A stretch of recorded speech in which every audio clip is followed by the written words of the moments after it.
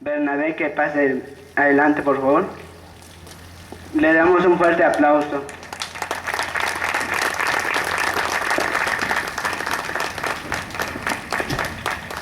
Bueno, buenas tardes.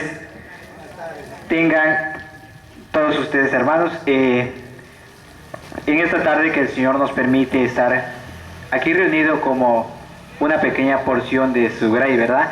De esa iglesia que Él tanto ama.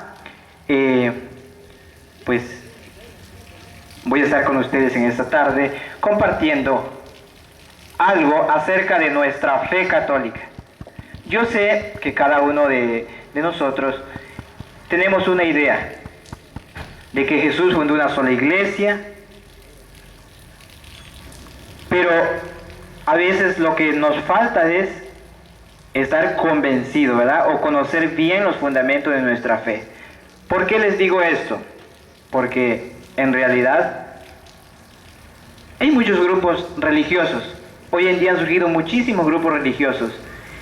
Y el problema es que estos grupos no solamente han surgido y se reúnen ellos en sus templos, en los hogares, y entre ellos oran, sino ellos salen por la calle y van visitando a las familias y llevan supuestamente el mensaje de Dios, pero muchas veces, por un lado, pretenden enseñar la verdad, que es Dios, pero por otro lado, critican nuestra fe como católico.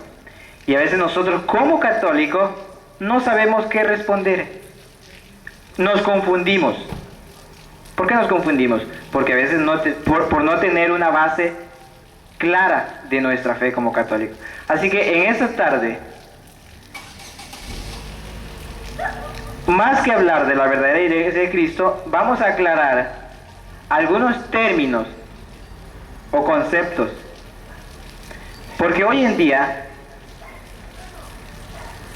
se habla de la iglesia de Cristo, pero también se habla de estos grupos religiosos, y la iglesia les llama a estos grupos sectas. Iglesia y secta, podríamos decir. Bien, aquí lo importante es entender bien esto. A ver, ¿quién es la iglesia y quiénes son las sectas? Por decir así, ¿no? El tema lo vamos a ir desarrollando en base a este libro. Este libro es uno de nuestras ediciones. El autor es el fundador de nuestro movimiento, el padre Flaviano Amatuli. Este libro se titula La Iglesia Católica y las sectas, preguntas y respuestas. En la página 5, de la página 5 a la página 15 está el tema que vamos a compartir con ustedes. Quien no tenga este libro, allá se encuentran los hermanos misioneros apóstoles de la palabra, por supuesto, y tienen este libro. Quienes no tengan este libro, yo les sugiero, muy importante e indispensable, que cada católico pueda tener este libro. Porque muchas veces no sabemos dar una respuesta clara de nuestra fe, cuando la Biblia dice que cada cristiano debe estar dispuesto para dar una respuesta clara de su fe y su esperanza. Eso dice el apóstol Pedro en Primera de Pedro capítulo 3 versículo 15.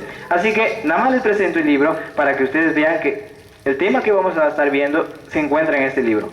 Y este libro tiene muchos otros temas, pero para que quien no tenga y quiera ir viendo la página del libro pueda verlo. Bien, les decía que vamos a hablar acerca de la verdadera iglesia de Cristo, pero también al mismo tiempo vamos a ir aclarando cómo entender hoy en día en el ámbito religioso muchos grupos religiosos, y el problema es que todos dicen yo pertenezco a tal iglesia, y otro yo va a tal iglesia, etcétera. Todos se llaman iglesia, y aquí está la confusión, y a veces hasta nosotros como católicos decimos sí, sus iglesias de nuestros hermanos no católicos. Ese libro dice la iglesia católica y las sectas, no dice las otras iglesias. Así que aquí hay dos cosas: la iglesia y las sectas. ¿Qué entendemos por iglesia? Iglesia tiene varias definiciones, podríamos decir, pero en este caso vamos a decir las más concretas. Iglesia es aquella única comunidad de creyentes fundada por Cristo. Iglesia, aquella única comunidad de creyentes fundada por Cristo y encomendada a los apóstoles, con Pedro como jefe visible. Esta es la iglesia. Esta comunidad durará hasta el fin del mundo. Según el Evangelio de San Mateo, capítulo 28, versículo 20, dice el Señor: y he aquí que yo estoy con ustedes todos los días hasta el fin de la historia, o hasta el fin del mundo, según la versión de la Biblia. Entonces, esta es la iglesia. Entonces, ¿quiénes son las sectas? ¿Qué es secta? Secta, la palabra secta viene del verbo secare, que quiere decir cortar o separar. Estas personas que pertenecen a estos grupos, y especialmente quienes dirigen estos grupos, por haberse apartado de la iglesia de Cristo, de esta comunidad que ya mencionábamos en el primer punto, por haberse apartado, y hoy enseñan la palabra de Dios, pero no completa, separan una verdad de la otra, y con esta media verdad, le podemos llamar así, pretenden enseñar toda la doctrina de Cristo e interpretar la Biblia y la tradición, y no es así. O sea, toman partes de la Biblia que les conviene y otras tantas lo ignoran. Entonces, separan una verdad de la otra. No tienen una verdad completa. Tienen una doctrina a medias, podríamos decir, no completa.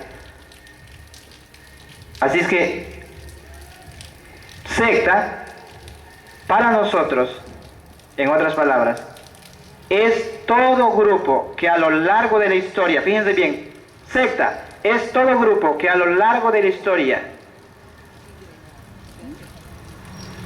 se ha separado de la iglesia de Cristo, o es decir, del tronco original, que es la iglesia que fundó Cristo, pretendiendo fundar otra iglesia y decir que es mejor aún que la propia iglesia fundada por Cristo. Aquí está. Se separa. Secta, sectarismo. Así que, por eso les decía, vamos a aclarar algunos términos o los conceptos. Iglesia, ya vimos. Secta, ¿quiénes son? Dos cosas diferentes, no es lo mismo. Así es que no podemos pensar que es lo mismo como nosotros los creyentes, nosotros los cristianos, que es lo mismo estar en la iglesia que fundó Cristo que en un grupo fundado por un hombre. ¿O es lo mismo? Por supuesto que no. Porque en la iglesia que fundó Cristo hay una verdad completa.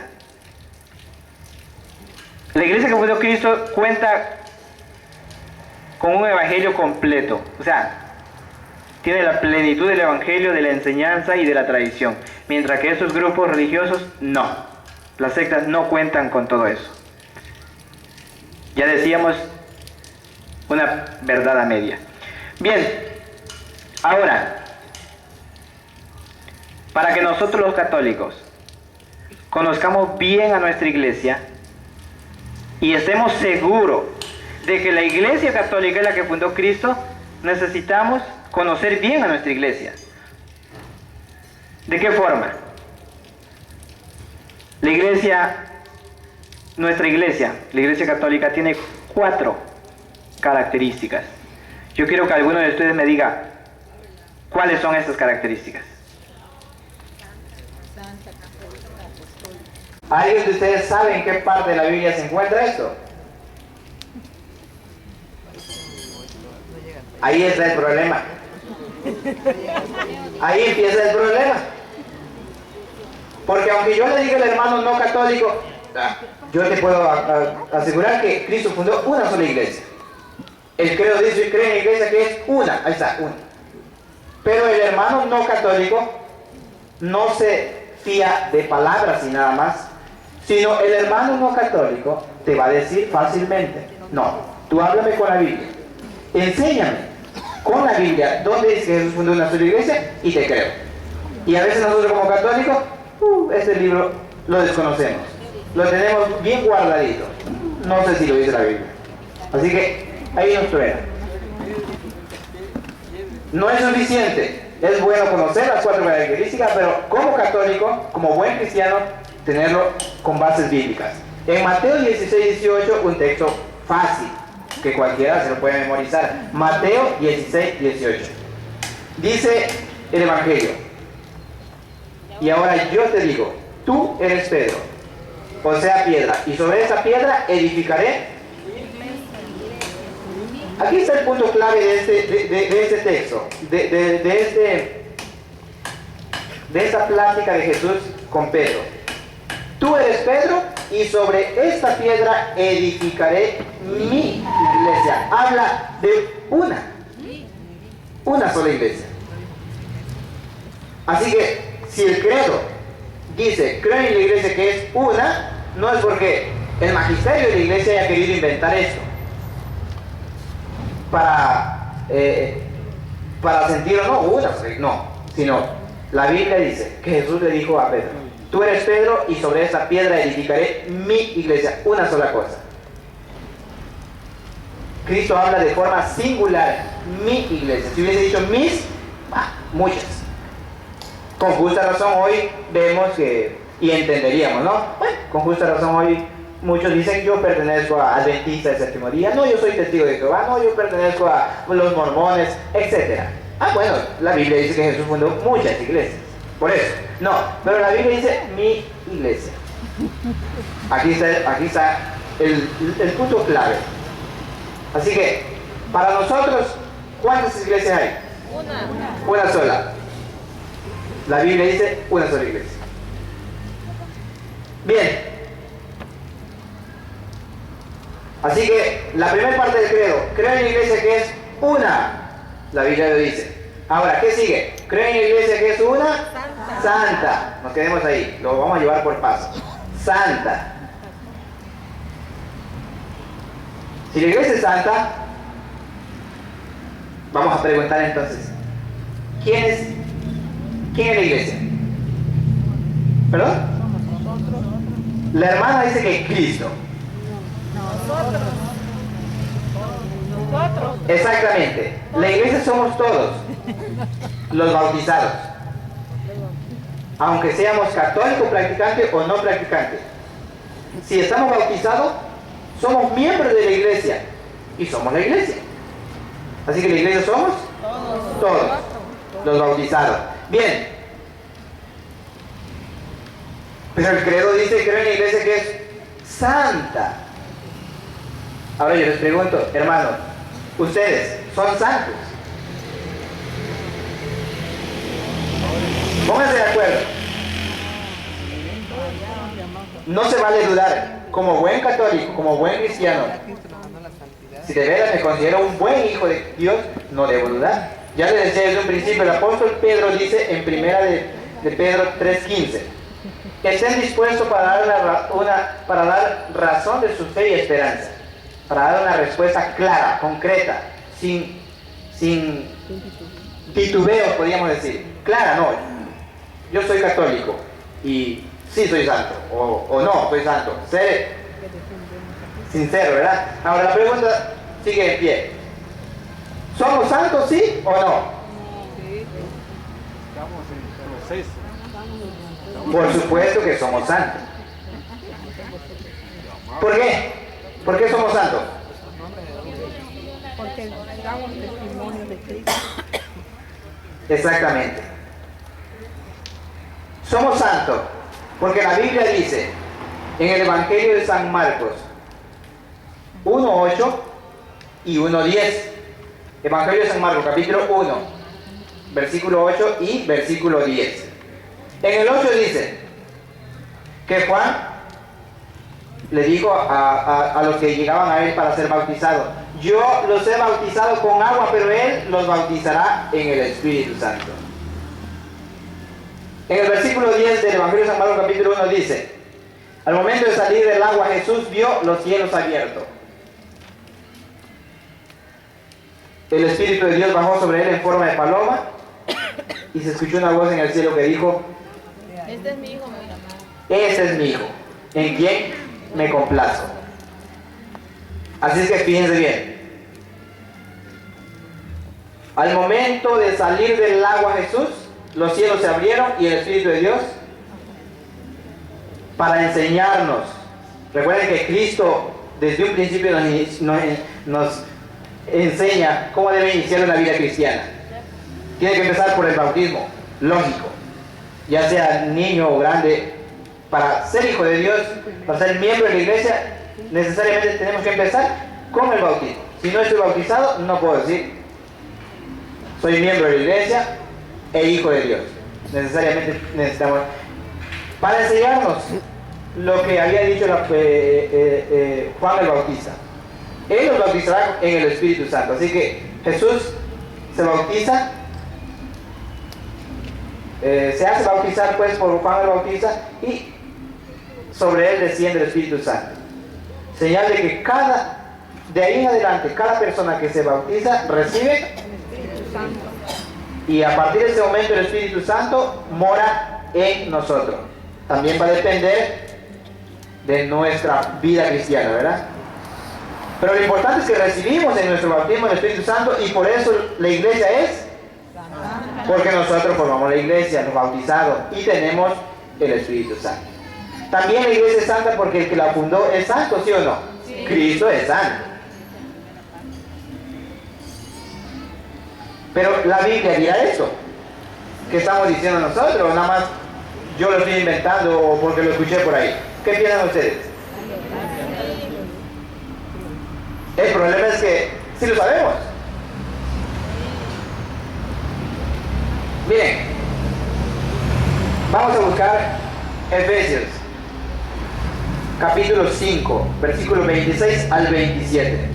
Qué bueno que trajeron Biblia. Los que trajeron Biblia, yo les invito, busquemos carta del apóstol Pablo a los Efesios, capítulo 5, versículos 26 al 27.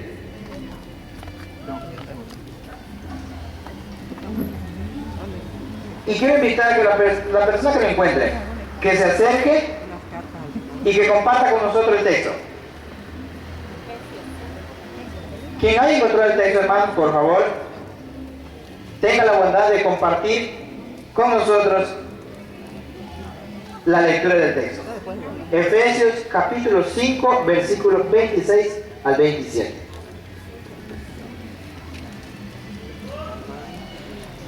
La bañó y la santificó en la palabra mediante el bautismo de agua, porque si bien es cierto, deseaba una iglesia espléndida, sin mancha, ni arruga, ni nada parecido, sino que santa e inmaculada. Él mismo debía prepararla y presentársela.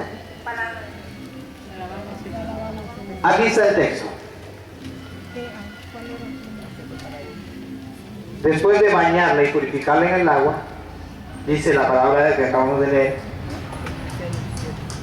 Bueno, en resumen, el texto dice: Él no quiso una iglesia con manchas, ni arruga, o algo por el estilo o parecido, sino Él quiso una iglesia santa e inmaculada.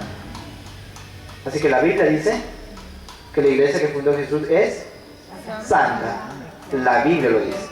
Y con esto fundamentamos bíblicamente la segunda característica de nuestra iglesia. Creo en la iglesia que es una, Mateo 16, 18. Santa, Efesios 5, 26 al 27. ¿Y qué sigue? Católica. Una santa católica. Ándale, aquí entra lo de católica.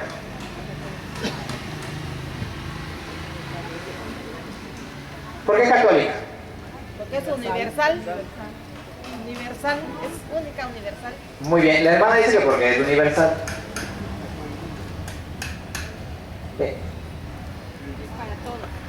Bien, el hermano separado, como les dije desde un principio, siempre va a querer que cada palabra que nosotros le dirijamos, va a querer que se lo fundamentemos en la Biblia. Si nosotros le decimos, bueno, normalmente ellos saben que ellos saben por qué la atacamos. Bueno, tú dices que, bueno, está bien, te creo que la iglesia es una, ya me mostraste el texto, la iglesia es santa, bueno, entiendo que todo bautizado recibe el Espíritu Santo, bueno, somos santos. Pero, a ver, búscame en la Biblia, ¿dónde viene la palabra católica? Es inútil. En la Biblia no vamos a encontrar en sí la palabra católica, así como lo escuchamos, no. Pero sabemos que toda palabra, ya decía la hermana, tiene un significado. Católica igual a universal. Es una palabra que viene del griego. No se los digo, pero ya ustedes investiguen cómo se pronunciaba y qué significaba en griego la palabra católica. Pero ya en español, para nosotros, católica igual a universal. ¿Y qué tiene que ver universal con el nombre que lleva la iglesia? Hay una razón, hay un motivo bíblico. Cristo quiso que su iglesia fuera católica, que su iglesia fuera universal. En el Evangelio de San Marcos 16:15 dice Jesús a sus apóstoles: vayan por todo el mundo y prediquen mi evangelio a toda la creación. Vayan a todos los pueblos. Así que Cristo no dijo vayan por algunas partes, vayan nada más por el oriente o poniente, no, o por alguna parte, no. Cristo dijo vayan por todo el mundo. Cristo quiere que todos los hombres le conozcan y que su doctrina, sus mandamientos lleguen a todas sus criaturas, no solamente a algunos. Los apóstoles entendieron muy bien esto y por eso cuando recibieron el Espíritu Santo estando en el cenáculo, la Biblia dice que se pusieron a predicar con valor. Con valor. Entonces,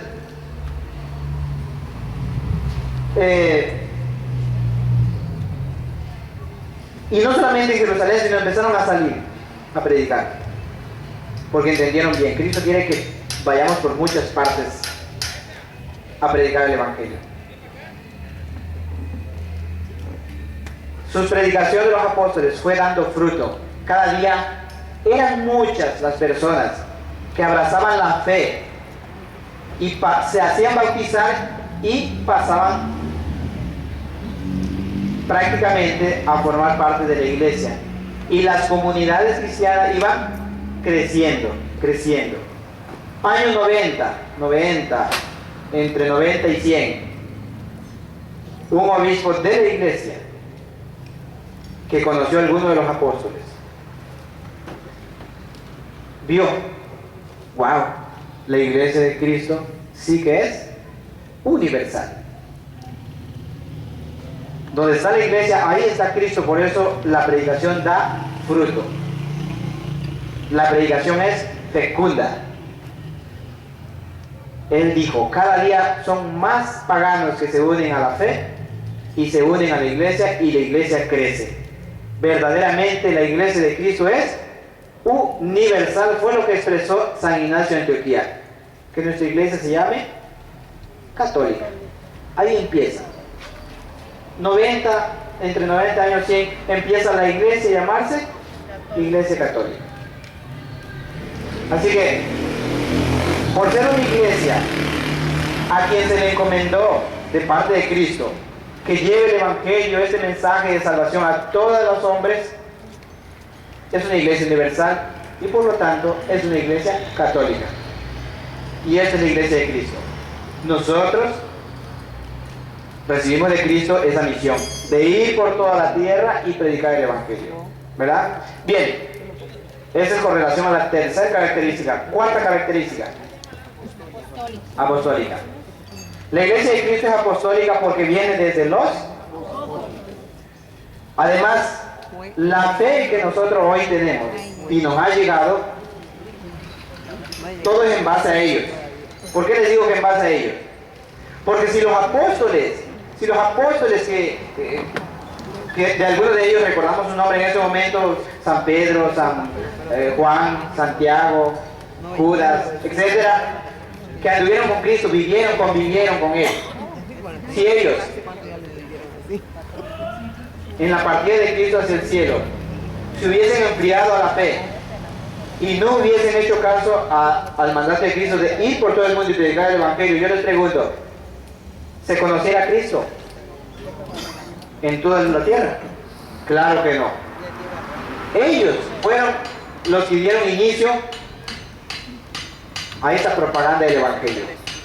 Ellos fueron los que dieron testimonio de la fe en Cristo Jesús. Y por ellos ha llegado hasta nosotros. Por eso la Biblia pone como base de nuestra fe a los apóstoles. Veamos ahí el mismo libro de Efesios, capítulo 2, versículo 20. Nos va a decir ahí el apóstol Pablo: ustedes son la casa, ya decíamos, la iglesia. Ustedes, todos nosotros formamos la iglesia, la casa, cuya base son los apóstoles y profetas. Eso dice la Biblia.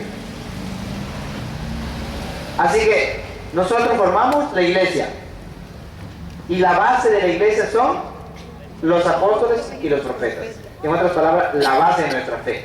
Porque por ellos ha llegado la fe a nosotros. Y por ello hoy muchos conocen a Cristo y tratan de predicar a Cristo. Y esta iglesia es la iglesia católica, no los grupos no católicos. Ellos también recibieron de parte de los apóstoles esta fe. Hoy se apartaron y pretenden decir que son otra iglesia y que son mejor aún que la iglesia que fundó Cristo. Eso no puede ser. Bien, así que también la última característica o la cuarta característica de nuestra iglesia está fundamentada en la Biblia. Una, santa, católica y apostólica. Y a cada uno tiene fundamento bíblico. Bien. Ahora, ¿ya se cansaron? No. ¿Pero quieren cantar? Sí. Vamos a entonar un canto. Aquí le voy a pedir al hermano Carmen que nos está con nosotros hoy acompañándonos para las alabanzas. Vamos a entonar, que nos diga qué vamos a cantar. Vamos a entonar el canto de Apóstoles Santos en el folleto, los que tengan, en la página 19. El canto se llama Una sola iglesia. Los que no tengan el canto Apóstoles Santos, allá el hermano les ofrece. Número 19. Canto 19. Canto está en el número 19, página 8. Canto Una sola iglesia.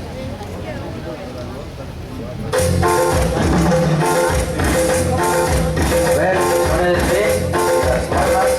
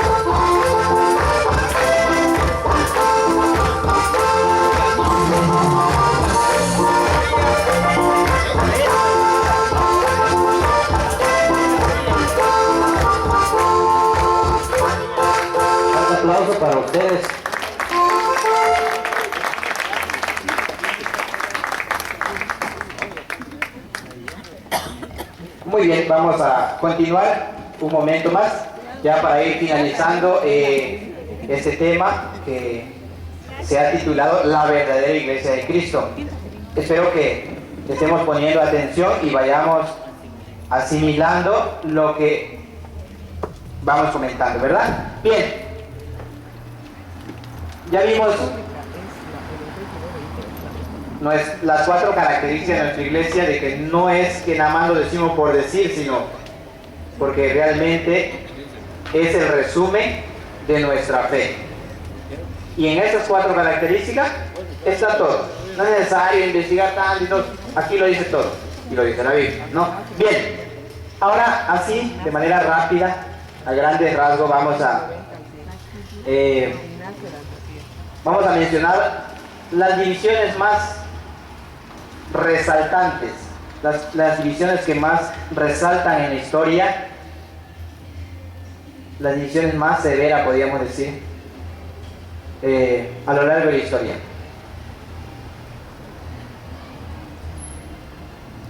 Hasta el año 1054 solamente existía la Iglesia Católica. No existía otro grupo que se llamase iglesia o grupo religioso, no existía. Año 1054 surge la división de las iglesias orientales o ortodoxas. Iglesias orientales u ortodoxas. Las iglesias ortodoxas se parecen mucho a la iglesia católica. ¿Por qué? Porque tienen las imágenes, celebran las misas, el bautismo es igual, todo. Lo único que sí tenemos que tener claro es que está dividida de la única iglesia del tronco original, que es la iglesia católica, fundada por Cristo. Desde el momento que hay división, ya no es la iglesia, ya se separó. Y por eso desde un principio yo les dije que, estrictamente hablando, para nosotros, secta es todo grupo que a lo largo de la historia se separó del tronco original, de la iglesia católica. Bien, podemos decir que estas iglesias orientales rechazaron la autoridad del Papa, pero no la doctrina, no la iglesia, porque la doctrina es casi igual, pero la diferencia es que ellos tienen por aparte sus obispos, sus papas y todo, o sea, no aceptan la autoridad del Papa. Cuando Cristo quiso dejar su representante en la tierra para que guiara los demás apóstoles y toda la iglesia en general, sin importar cuánto fuera creciendo esa iglesia, Cristo quiso dejar su representante, y a ese hay que obedecerle. Aquí está el problema: las iglesias ortodoxas se separan, no aceptan la autoridad del Papa, la doctrina sí. Bien, aquí ya hay división, pero todavía no tan mala, podríamos llamarla. La iglesia sigue, ya después de esta división, la iglesia sigue en marcha, como Cristo lo había dicho: yo estaré con ustedes todos los días hasta el fin de la historia. Esa fue la primera. Segunda división, año 1517. La rebelión de Martín Lutero. Martín Lutero se rebela contra la iglesia, contra el Papa. Se separa de la iglesia, se rebela. Y con su conocimiento, yo puedo enseñar la palabra de Dios, sin autoridad del Papa, sin que nadie, sin obedecer ya a la iglesia. Yo puedo. Empieza a hacerlo y le funciona. Aquí ya está un poco peor esta división. Aquí ya está más fuerte, más malo el sectarismo. ¿Por qué? Porque Martín Lutero no solamente rechaza al Papa, sino rechaza también la doctrina de Cristo, o sea, la iglesia. Para Martín Lutero ya no hay una sola iglesia fundada por Cristo, sino cada grupo es una iglesia. Iglesia por acá, iglesia por allá. Y cada quien puede interpretar la Biblia a su manera. Aquí ya rechazó la doctrina igual. Porque Cristo, o sea, la enseñanza bíblica no dice que cada quien podemos estudiar la Biblia de nuestra manera, sino que la Biblia, interpretar la Biblia tiene que ser dentro de la iglesia que fundó Cristo, puesto que fue escrita bajo la inspiración del Espíritu Santo. Y por lo tanto, la Iglesia Católica fue la que formó la Biblia, la maestra de la Biblia. Entonces, la Biblia se tiene que interpretar dentro de la iglesia. Y como la iglesia no los enseña, no me refiero al pueblo en general. Cuando digo como la iglesia nos enseña, me refiero al magisterio de la iglesia, es decir, papa y obispos. Ellos cuentan con la autoridad máxima para interpretar un texto de la Escritura y nos los den a conocer esa verdad. Fuera de ellos hay peligro de una mala interpretación, y aquí ya está mal. Y es lo que está pasando. Entonces Martín Lutero dice, no, nada. Ni el Papa, ni la doctrina. Nosotros tomemos la Biblia, entendamos, el Espíritu Santo nos va a orientar, y eso es. Así que Martín Lutero ya no solamente rechaza el Papa. Los primeros grupos de las iglesias orientales rechazan al Papa, pero la iglesia no, la doctrina no. Martín Lutero rechaza al Papa, rechaza la iglesia y todo. Para él ya no hay una sola iglesia. No, eso de una sola iglesia es locura, no. Cualquiera que lea la palabra de Dios, la viva, es una iglesia. Ahí está Dios con él. Aquí ya cambia todo. Año 1878. Otra división. Son las que más resaltan en la historia. Un joven estadounidense. Sus padres de este joven pertenecían a los adventistas del séptimo día. Carlos Russell, o Charles Russell. Él no llegaba al templo, él no llegaba al culto con sus papás. Era como un joven de los de hoy, que los papás van a la iglesia, van al templo, tratan de acercarse a Dios. Él no. Se dedicaba normalmente a lo que a un joven le gusta, las diversiones con sus amigos, etc. Pero un día les nace la curiosidad de estudiar la Biblia. Ese joven toma la Biblia y empieza a estudiar. Y le pasa por la mente la idea. Y si reúno a mis amigos y empezamos a estudiar y a ver qué pasa, si la entendemos, y a ver qué podemos hacer, a ver a qué nos lleva. Y así fue. Se puso de acuerdo con sus amigos y empezaron a estudiar en su casa. Lo vieron interesante. Sí, algo entendimos. Pudimos entender algo. Sigamos haciéndolo. Y lo siguieron haciendo. Y así empezó lo que hoy conocemos, la Organización de los Testigos de Jehová. Nuestros hermanos incansables. Todos sabemos que ellos siempre están por las calles predicando. Mañana y tarde. Todos los días. Cuando no pueden los hombres, van las mujeres, tocando las puertas, incansables. Ellos predican el Evangelio, ellos predican. Pero la enseñanza que llevan es completamente falsa. Porque la iglesia fundada por Cristo cuenta con la doctrina auténtica. Cristo nos enseña que existe un solo Dios en tres divinas personas, Padre, Hijo, Espíritu Santo. Los testigos de Jehová dicen, no, la Trinidad no existe. Es un mito que usaban los paganos y después lo copió la Iglesia Católica. Lo adoptó la Iglesia Católica. Eso es falso.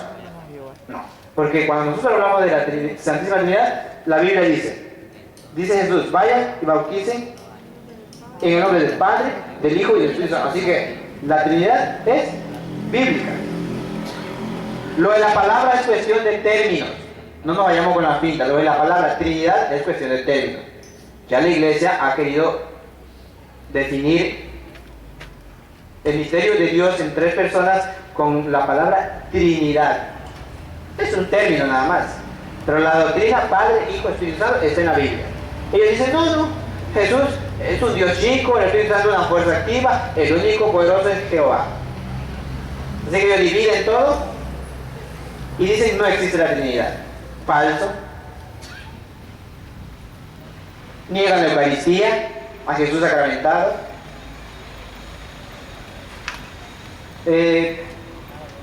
Constantemente están criticando a los católicos que somos idólatras, que porque tenemos ídolos, eso no es un ídolo, eso es una imagen, es muy diferente. Pero ellos todo confunden. Así que, falso. Y no solo eso, han cambiado las escrituras. Ellos tienen una Biblia que está hecha por ellos mismos, a su manera, quitándole lo que no les conviene y dejándole lo que les conviene. En el Evangelio de San Juan 1:1 dice, en el principio era el verbo. El verbo era Dios. O la palabra, dice, en el principio era el verbo o la palabra. Y el verbo estaba Frente a Dios. frente a Dios. Y el verbo era, Dios. eso dice la Biblia. Miren, en el principio era el verbo o la palabra. Y la palabra estaba ante Dios. Y resulta que la palabra era Dios. Todas las ediciones católicas, las Biblias o versiones dicen eso. La Biblia de ellos dice, en el principio era el verbo. Y el verbo estaba ante Dios. Y el verbo era un Dios. Aquí cambia. O sea, aquí es donde cambian ellos. Y el verbo era un Dios. Al decir un Dios, ya están hablando de que existen varios dioses. Porque un Dios, hay otro Dios. Entonces, es más, fíjense, si alguien de ustedes tiene una Biblia, ediciones de los Testigos de Jehová, chequen, un Dios, y lo escriben Dios con D minúscula. Un Dios falso.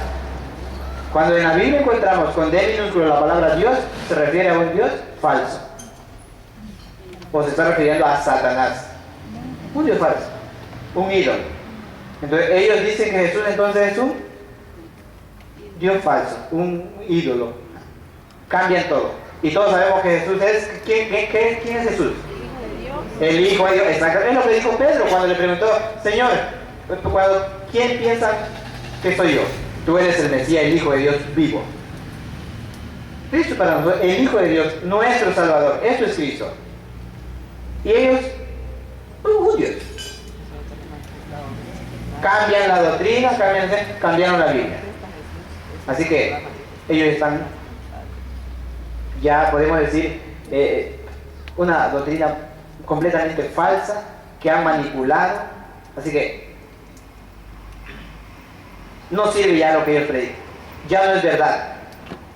Puras herejías, puras mentiras. Lo que a ellos les conviene.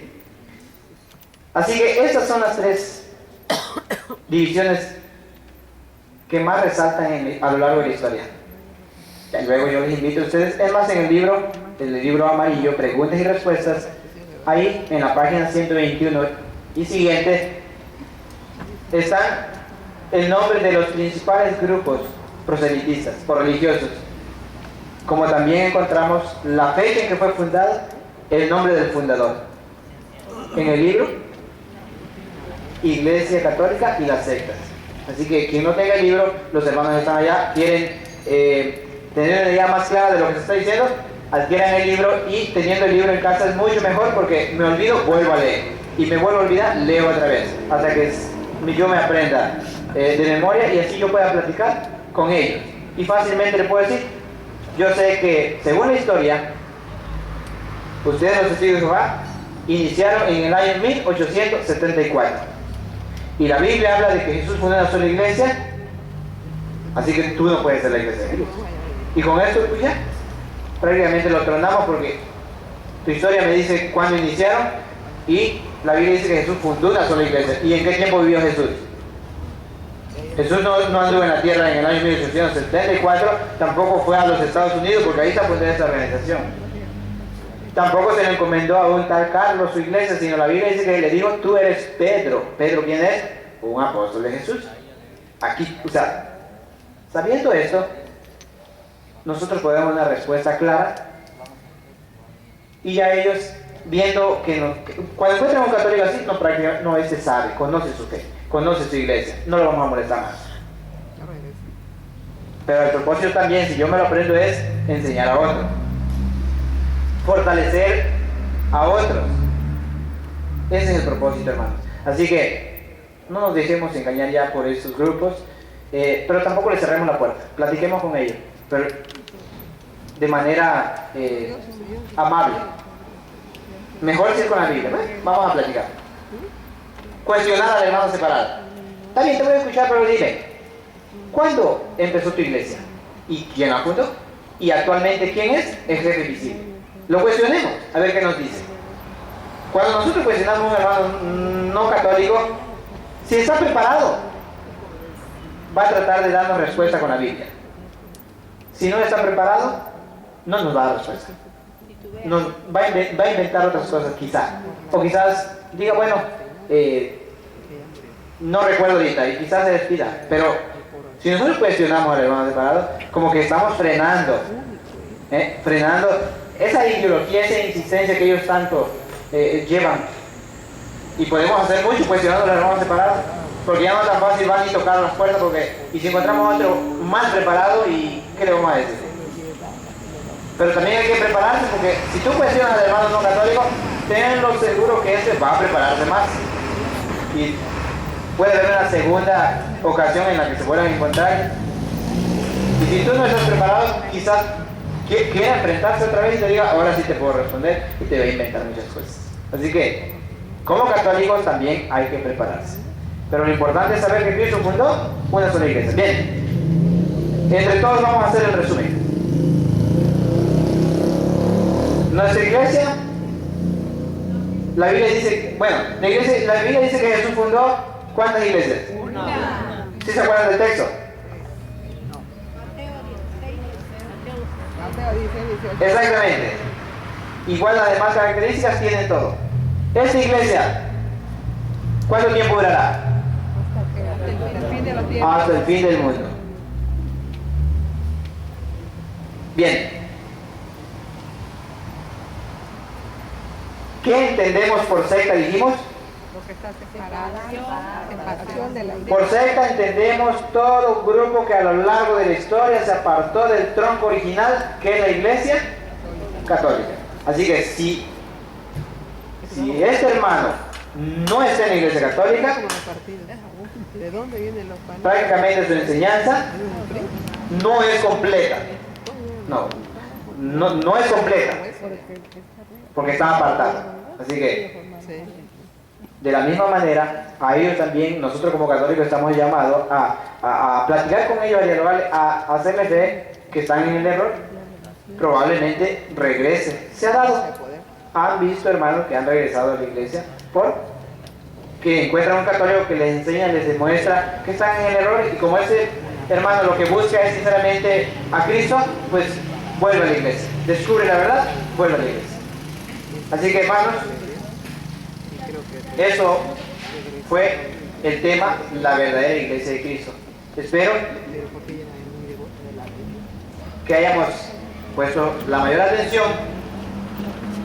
No me despido de ustedes, porque seguiré estando aún todavía, pero el tema pues ya termina. Ahorita el hermano nuevamente pasará para ambientar un poco más con unas alabanzas. Hermano Carmen, por favor, lo invitamos a que pase adelante y siga compartiendo con nosotros las alabanzas que en esta tarde hemos preparado para nuestro Dios y para que nosotros estemos contentos alabándole.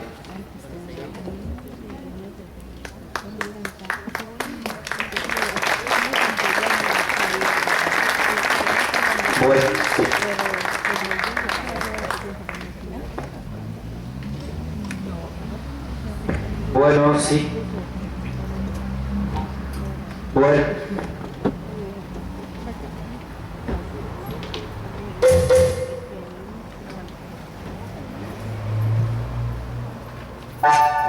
¿Cuál, mi hermano?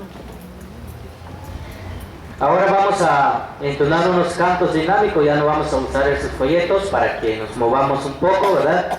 Vamos a entonar el canto que dice: hay una promesa en la Biblia.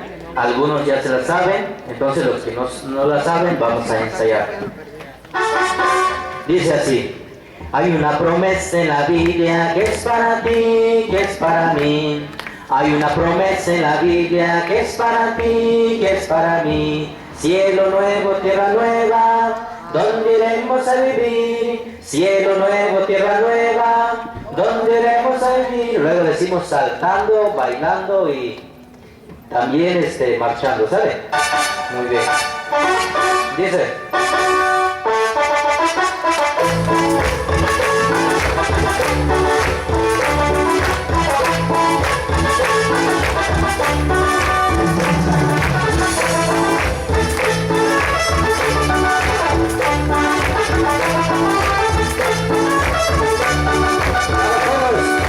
Hay una promesa en la Biblia que es para ti, que es para mí. Hay una promesa en la Biblia que es para ti, que es para mí. Cielo nuevo, tierra nueva, ¿dónde iremos a vivir? Cielo nuevo, tierra nueva, ¿dónde iremos a vivir? Saltando hermanos, saltando, saltando hermanos, saltando, saltando hermanos, saltando, como poderoso de la victoria. Saltando hermanos, saltando, saltando hermanos, saltando, saltando hermanos, saltando, como poderoso de la victoria. Así, así, así, así se alaba a Dios. Así, así, así, así se alaba a Dios. Pero qué lindo se ve el pueblo de Dios, maravilloso se ve el pueblo de Dios, pero qué chévere se ve el pueblo de Dios. Saludando hermanos, saludando, saludando hermanos, saludando, saludando hermanos, saludando con el saludo de la victoria. Saludando hermanos, saludando, saludando hermanos, saludando, saludando hermanos, saludando con el saludo de la victoria. Así, así, así, así se alaba a Dios. Así, así, así, así se alaba a Dios. Pero qué lindo se ve el pueblo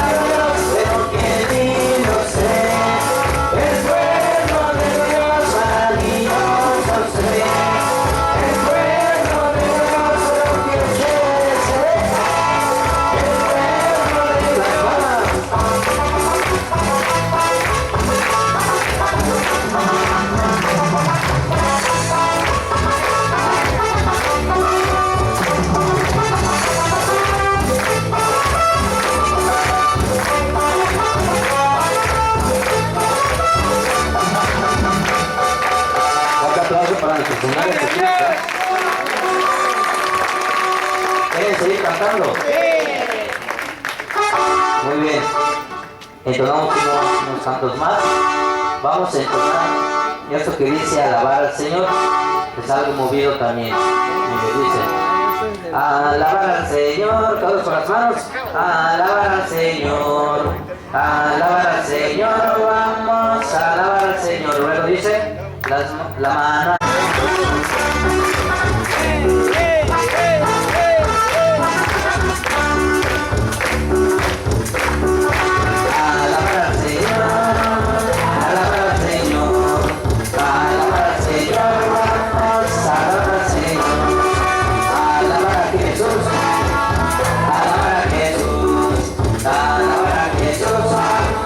Aplaudir a Cristo.